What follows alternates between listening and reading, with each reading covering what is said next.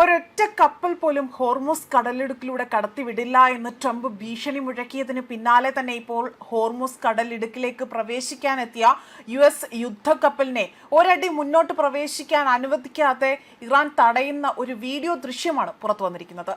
അകത്തേക്ക് പ്രവേശിക്കാൻ വിടാതെ തന്നെ അവിടെ തടഞ്ഞു വെക്കുന്ന രീതിയിലുള്ള ഒരു വീഡിയോ വലിയ തോതിലാണ് വൈറലായി മാറിയിരിക്കുന്നത്. ഈ വീഡിയോയിൽ ഇരുപക്ഷവും തമ്മിലുള്ള ചൂടേറിയ സംഭാഷണവും പുറത്തു വന്നിരിക്കുകയാണ്. ഇത് ആ വീഡിയോയിലൂടെ തന്നെ കേൾക്കാൻ സാധിക്കും.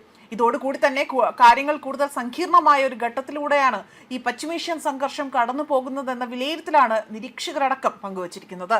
കപ്പലിനോട് ഇന്ത്യൻ സമുദ്രത്തിലേക്ക് മടങ്ങിപ്പോകാൻ ഇറാൻ സേന ആവശ്യപ്പെടുന്നതായി തന്നെ ഇവിടെ ഈ വീഡിയോ ദൃശ്യത്തിൽ കേൾക്കാൻ സാധിക്കും.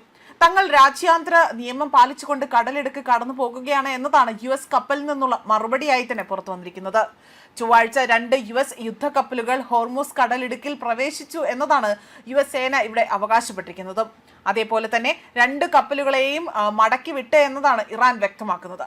ഇസ്ലാമാബാദ് ചർച്ച പരാജയപ്പെട്ടതിന് പിന്നാലെ തന്നെ ഇറാൻ പ്രസിഡന്റ് മസൂദ് പെസൻഷ്കിനും റഷ്യൻ പ്രസിഡന്റ് വ്ളാഡിമിർ പുടിനും ഒരു ഫോൺ കോൾ സംഭാഷണം നടത്തിയതായും അതിലൂടെ ചില കാര്യങ്ങൾ ചർച്ച ചെയ്തതായി തന്നെ വ്യക്തമാക്കുന്നുണ്ട്.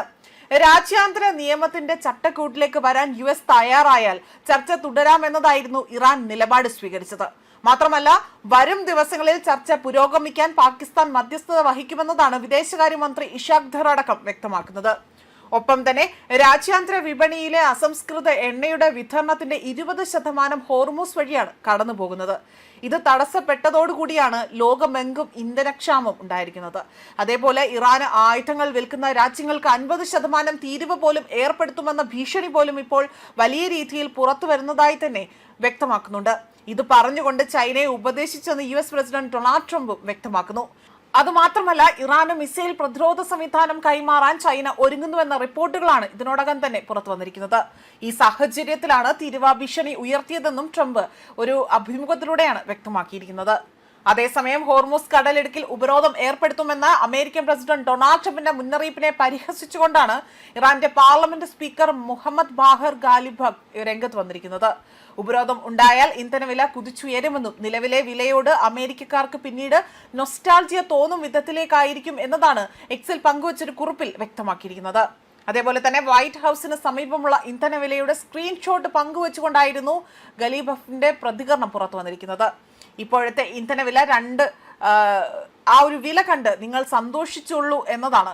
മാത്രമല്ല, ഉപരോധം വരുന്നതോടുകൂടി തന്നെ $4 മുതൽ $5 ഗ്യാസ് ലഭിച്ചിരുന്ന കാലത്തെ നിങ്ങൾ വളരെയധികം മിസ് ചെയ്യുമെന്നും ഈ കുറിപ്പിലൂടെ വ്യക്തമാക്കുന്നുണ്ട്.